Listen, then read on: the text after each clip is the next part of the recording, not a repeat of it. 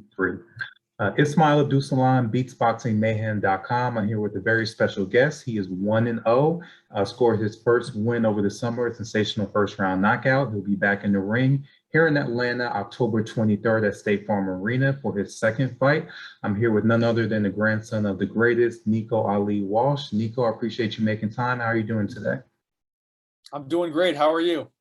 Doing fantastic, doing fantastic. So this is going to be a little bit different from your typical interview. You know, being that you're bringing such a big legacy into the ring, I got this idea. I'm wondering what Nico's favorite Muhammad Ali fights are. Pretty much your top 5. You know, we got top 5 dead or alive hip hop lists and all that. So I figured this would be a perfect opportunity just to see which one of your grandfather's fights inspired you the most. So I'm going to shut up now. We'll start it right at the top. Let's go with number 5 on your favorite Muhammad Ali fights. Well, first I have to say this is very easy for me because I've always had a clear list in my head. So at number 5, I would say, and it's hard between number 4 and 5, but I would have to say number 5 is his Ernie Terrell fight, which is known as the What's My Name fight. It wasn't a great, it wasn't one of his greatest performances, but, the meaning behind that fight, it's very impactful. So I would say at number 5, it's Ernie Terrell. Got it. And to me, that is a very important fight when you're looking at all these mythical matches. How would Ali do against somebody that's Tyson Fury's height or Deontay Wilder's fight? That is a fight I always tell people to look at. Ernie Terrell was 6'6", had a long jab. Ali took his jab away from him, stayed in front of him for the second half of the fight, and pretty much dominated him. So for people who are wondering how Ali would do against some of those giants in modern times, Lennox Lewis, this is a fight to look at. So that is a perfect example of that. And it also shows, that mean streak that you have to have as a champion. Anytime you feel disrespected, you've got to let the opponent know who they're in there with. So that's a perfect fight for number 5. So let's go right into number 4. What's on your list for that number 4 position? So number 4 is his fight with Chuck Wepner. I just felt like he was older in the fight, but the lead up to the fight when I was watching as a kid made me so mad because Chuck Wepner was really getting under my skin with the stuff he was saying about my grandfather. But then my grandfather ended up knocking him down, which was the first time Chuck Wepner was knocked down in his whole career. So I remember watching that as a little kid and loving it. So I have to put that at number 4. Another interesting fight. A lot of people know the whole story behind that. That's supposedly the fight that inspired Rocky. Wepner even actually sued Stallone about that. One of the things that stood out was that you talked about the knockdown that Wepner suffered. That was also notable because it was a knockdown that Ali suffered that a lot of people don't feel was a knockdown because his foot was stepped on. I don't think it was. Right. So, right. And I think that actually resulted in the fact that we got the knockout because I think it made Ali mad. If you look at the beginning of the fight. It did. And that's why I love the fight. That's why I love the fight because you saw he got mad. I don't think it was a knockdown. Chuck did step on my grandfather's foot. And that just made him mad. That was another fight that showed my grandfather's mean streak. Absolutely, absolutely. And even thinking back on it, really at the beginning of the fight, he was pissed off because there were rabbit punches when they were clinching. Wepner was kind of looping his shots and hitting them behind the head. And Ali actually retaliated and gave him a couple rabbit punches. So yes. It was chippy from the beginning. And, a 15 round knockout, so you can't ask for anything better than that. Right. So let's go right into number 3 on your list. So number 3, I believe, is where my grandfather looked pristine. He looked perfect. It was his fight with Cleveland Williams. So this is 1967. Cleveland Williams was still a contender. And the interesting thing about Cleveland Williams is that he had gotten shot the year before in an altercation with a police officer. Got shot with a 357 Magnum, got shot in the stomach. I think he had 10 feet of his small intestine removed.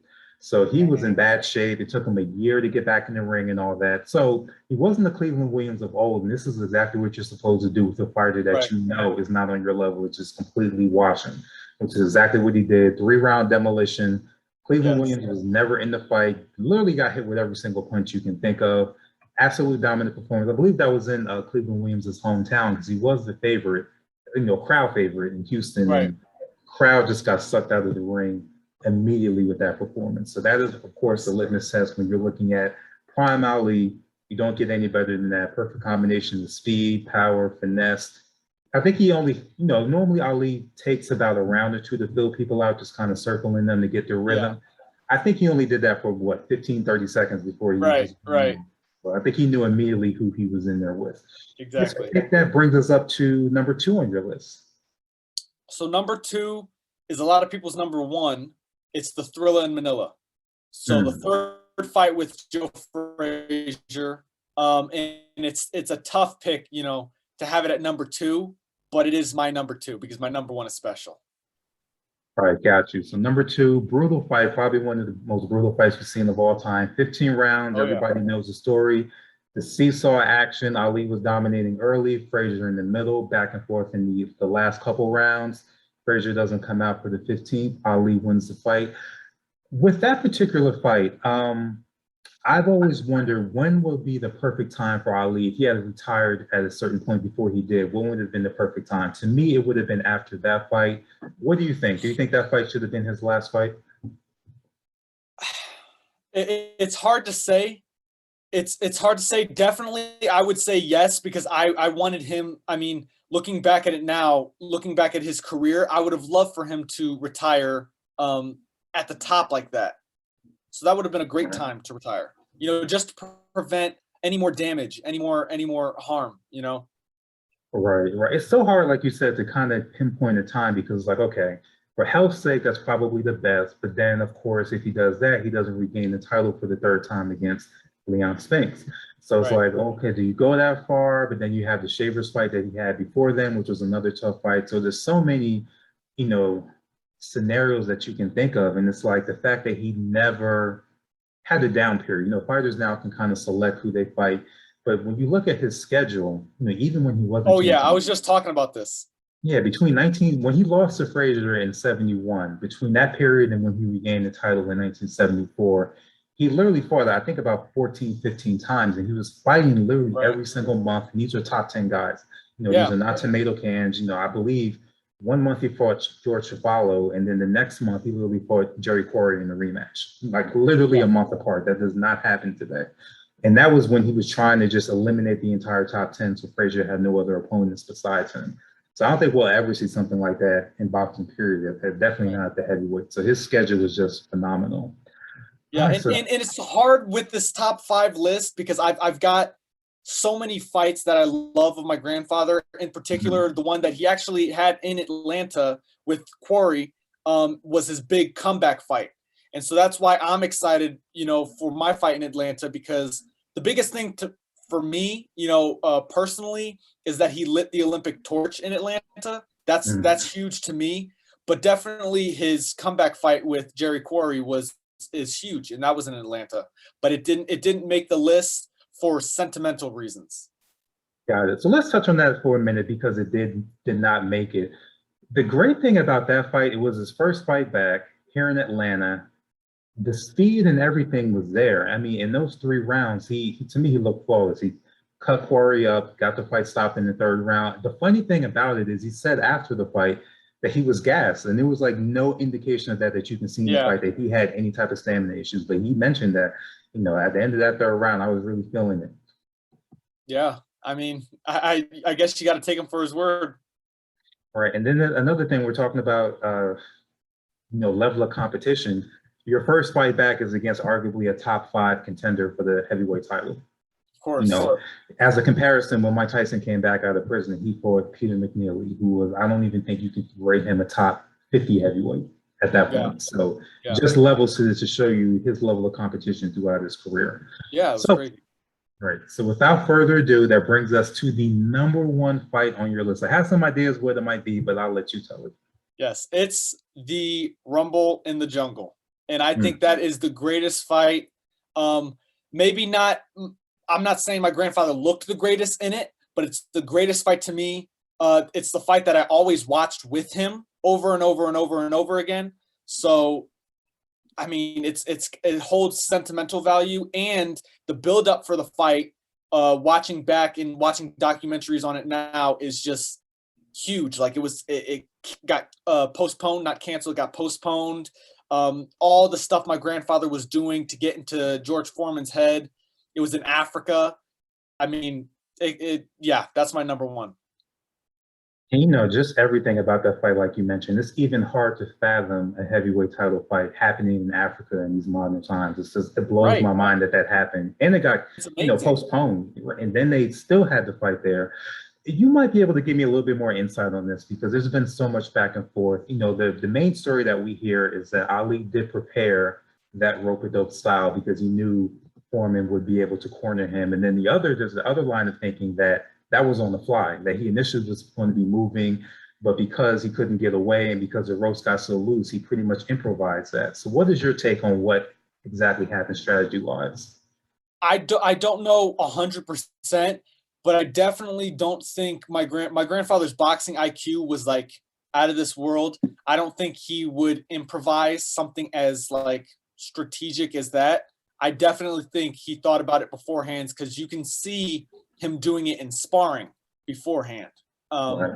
Slightly if you look at sparring footage. So I would say that he not prepared for it, or I would say he put it in his tool bag, like just in case I Mm. need this, I'll use it. We'll see how it goes. And then he realized that Foreman's power is no joke, and Foreman was, arguably one of the heaviest hitters in boxing history. So he pulled that out of the tool bag, I think. Got it. And here's the funny thing. I've spoken to Foreman on a few occasions, and we're over 40 years later. He still has different excuses depending on what day you talk to him. It's like fascinating. He's still a great guy and everything, but depending on what day, he'll tell you that he thinks he might have been poisoned. He'll say the ropes were deliberately loosened. So it's like it's still, even to this day, as great as he is, as nice as a guy, it still kind of messes with him, Of that course. loss. Yeah, and it kind of just shows the depth of how Ali got into his head, even at this point, years later. Yeah. Yeah. Definitely. So I have a question. This is more of a hypothetical one because there was talk about a rematch happening. You know, Foreman, he had that famous fighting five guys on one night incident, which was, almost like a circus. But he ended up losing to Jimmy Young, so we didn't get the rematch. If you think we would have gotten that rematch, let's say in 75, 76, how different do you think the fight would have looked just based on where Ali was in his career? Um, you mean Foreman and my grandfather? Right. If they eventually had a rematch, let's say 2 years later, how do you think it would have looked? Really don't think it would have been much different, just because of the mental aspect of that fight. My grandfather really was able to get into Foreman's head. I mean, really deep. Some people, I mean, my grandfather was saying at the time that Foreman wasn't even hurt. They were just trying to postpone the fight and give Foreman more time to prepare. Hmm. Um, I don't know. I would say that the fight wouldn't have been any different. I would think that it would have ended sooner, personally, because he was just so in his head, and then he coming off of a knockout loss from my grandfather. That's tough to come back from. Definitely, definitely. Now, you did mention one fight that didn't make the cut was the Jerry Quarry fight. Just wanted to be sure. Is there any other fights that you were kind of leaning towards that just missed your top five? It is so hard with my grandfather because there's so many. Quarry's one of them. Chevalo's one of them. Hmm. First fight or the rematch? I would say the first one. Okay, the I first one. love rematches. I love rematches, but in that particular case, I would say the first one. Um, that was it. The first one I thought of was Quarry. Okay. But yeah, no, my top five. That top five has been my top five since I was a kid. So the 4 and 5 being Ernie Terrell and Chuck Wepner, they've switched around a bit, but my top three has never moved. That's been my top three forever. Got it, got it. And for people who haven't seen that first Chuvalo fight, that is a very interesting fight to watch. 15 rounds. I believe he's the only fighter in Ali's first reign to take him 15 rounds. You know, Chuvalo had that iron chin. Right. It kind of reminds me, even though he's bigger than Rocky Marciano, if we ever got a mythical matchup between those two, Marciano and Ali, I kind of see it resembling that fight to a degree. Even though Marciano was a greater fighter, that type of style, that kind of come forward, heavy-handed fighter. I see it kind of playing out like that as far as mythical matchups. So definitely a fight to check out Yeah. for people who haven't seen that. As far as mythical matchups, is there any like dream matchups? We always hear Ali Tyson. Was there any other type of matchups that you always kind of salivated thinking about your grandfather getting in there with, as far as modern heavyweights go? Everyone talks about Ali, or my grandfather and Mike Tyson. But now I'm starting to think, what about my grandfather and Tyson Fury? You know, that would Wow. be an outstanding fight. And Absolutely. I'm biased. I obviously have to go for my grandfather, but there's no one in boxing today that reminds me of my grandfather more than Tyson Fury. And I'm such a big Tyson Fury fan because of his charisma and you know, his style is so awkward and hard to emulate, and he does so well from it. So I don't know. That I would say that would be a fight. That would be the fight of the century if it were to happen today. That would be a fight. I think you'd have the press conferences might be on pay-per-view. Just thinking about them going back and forth, just talking with each yeah, other. no, because you've got two people where their charisma is through the roof. They can, I mean, Tyson Fury can sell a fight. Tyson Fury, if he wasn't in boxing, he could sell a stage, you know, for stand-up. You know, he could sell. I mean, he's just entertaining. So having two people like that would be just ridiculous. I mean, the press conferences would be hilarious. It would, yeah. That's my mythical matchup. Got it, got it. So just based on that, I'm kind of assuming you're probably going for Tyson Fury, that you're expecting him to handle business against Deontay Wilder in a few weeks. Yeah, no. So I have nothing but the respect for both Deontay Wilder and Tyson Fury, but you know, I've been a fan of Tyson Fury for so many years. I've looked up to him, so I can't jump ship now. Especially now, you know, my trainer is Sugar Hill, who is training Tyson. So I mean, I'm definitely rooting for Tyson. I think he's gonna win in the same fashion as before. But again, nothing but respect for both fighters. Deontay Wilder's not like a lot of other fighters where he's a villain and I don't like him. I have nothing against Deontay Wilder at all. But, you know, Tyson Fury's been my guy for years. Got it, got it. And before we close, you know, I mentioned earlier you got your fight coming up on the 23rd.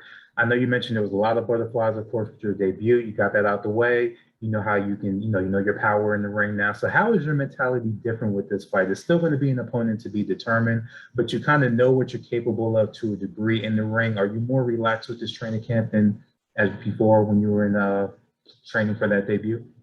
Yeah, no, you know, I'm more relaxed now, and it's hard to say I'm more relaxed because I feel like I couldn't have been more relaxed for the debut. I was nervous the week of the fight. But leading up to the fight, I was relaxed, and I just had a feeling of calm, you know, because of my team, and it's preparation that keeps me from feeling, you know, nervous. So I'm preparing, and we just passed yesterday, which is a month away. So we're 29 days, I believe, away from the fight today. So I'm calm, I'm relaxed, and I'm excited.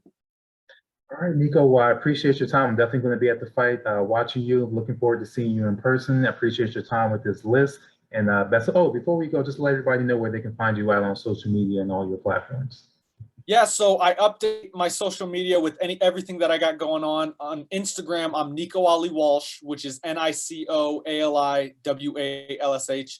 And then on Instagram, I've got my Twitter in my bio. So you can just go straight to my Twitter from there. And I update everyone as much as I can with any news that I've got for fights, training, everything. All right, Nico, well, I appreciate your time, and we look forward to seeing you down here in Atlanta on the 23rd. I'm looking forward to it. Thank you for having me. I appreciate it, appreciate it. All right, so I appreciate your time. I'm going to try and have this up maybe Monday or Tuesday. I'm going to try and add some clips from your grandfather into it. I just got to be careful with that, you know, copyrights and stuff. I ain't trying to get this knocked off of YouTube, but I'm definitely going to try and have it up early next week, and I'll make sure I send it to Evan and everybody else so you can take a look at it. But you did great. You know, couldn't ask for anything better. Thank you. Yeah, no, thanks for having me. I love doing, you know, mythical matchups. Love that. Love the list, you know, but Tyson Fury and my grandfather would have been the greatest fight of all time. Oh yeah, that sells itself. You know, that's a promoter's dream. The greatest press conference of all time. Absolutely, absolutely. Yeah. All right, Nico, well, you appreciate your time, man.